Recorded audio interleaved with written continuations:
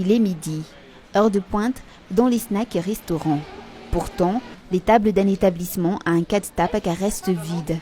La principale cause est la panne de courant. La coupure de l'électricité survient presque toujours au mauvais moment. Et une fournée ratée constitue toujours une perte non négligeable.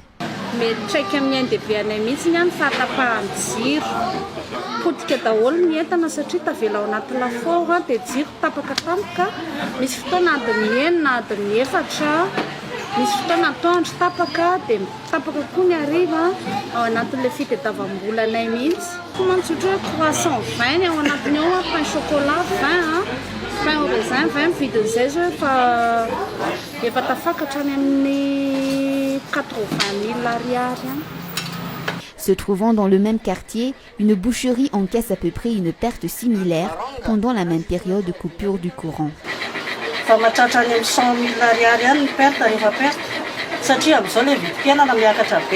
Certains établissements peinent encore à quantifier les pertes causées par les coupures d'électricité.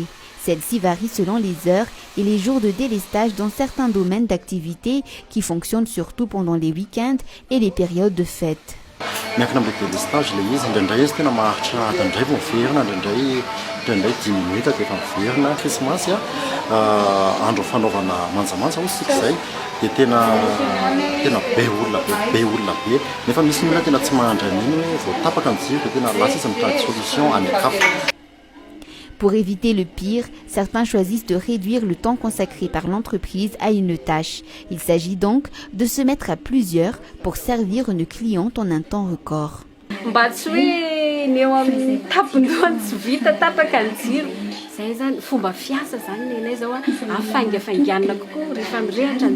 Après l'incendie, à la centrale hydroélectrique d'Indékalek, le délestage s'intensifie dans les quartiers de la capitale et de ses environs.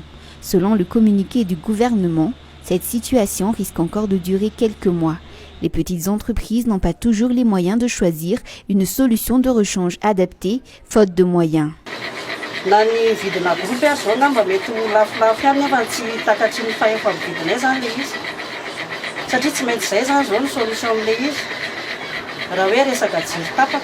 Et contre mauvaise fortune, certains petits entrepreneurs font bon cœur et espèrent que les choses vont finir par changer.